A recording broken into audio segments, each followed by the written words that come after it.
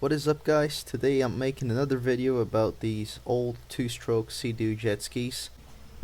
And today's video is going to be about how to premix your jet ski and eliminate AutoLub. So, AutoLub is the automated oil injection for two-stroke carbureted engines. And more often than not, AutoLub will stop working, will give you problems, and it's going to ruin your engine. In this case here, we're using the 720 engine, but this process is going to work for any carbureted Sea-Doo two-stroke.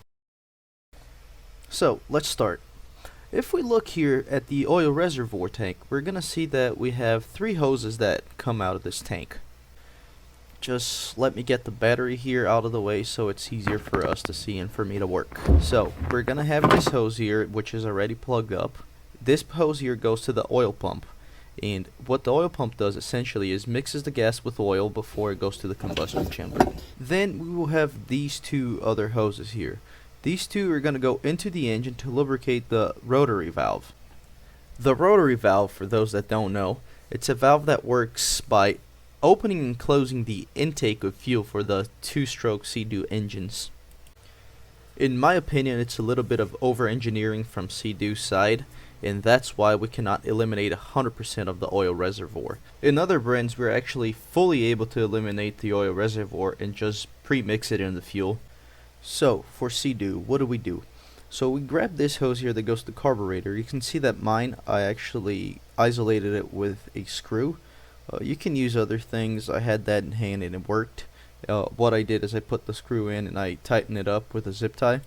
And then just make sure you tighten it tight so it's not going to be leaking oil.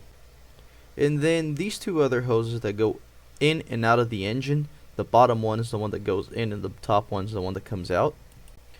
Those two hoses, we have to keep them.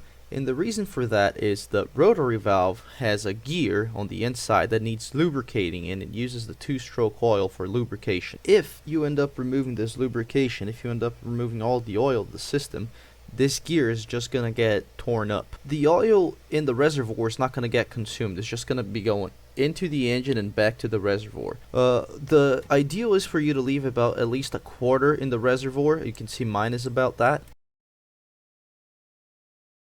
So these oil hoses, they will go in on the bottom side of the engine and they will come out right underneath the exhaust pipe. Again, you cannot eliminate them. A lot of people think you can simply remove the complete oil system just like other jet skis, but you cannot. You need them for Sea-Doos. Okay, so now that we cut the oil feed to the carburetor, to the engine, we have to look into the carburetor. The carburetor is actually going to have three entrances. The main oil feed, that mine is still open. I need to close it. I need to put a screw there to close it. This side one and this other side one here. You can see that my side ones are already closed and I need to close the main one. And why do we need to close it? Because if we don't close it, we're going to have an actual air leak. We're going to have more air going into the engine and our engine is not going to run properly. And with more air, you're going to have blowback on your carburetor, you're going to have a hard time starting, so on and so forth. So again, you're going to have to isolate these air entrances here, make sure they are airtight.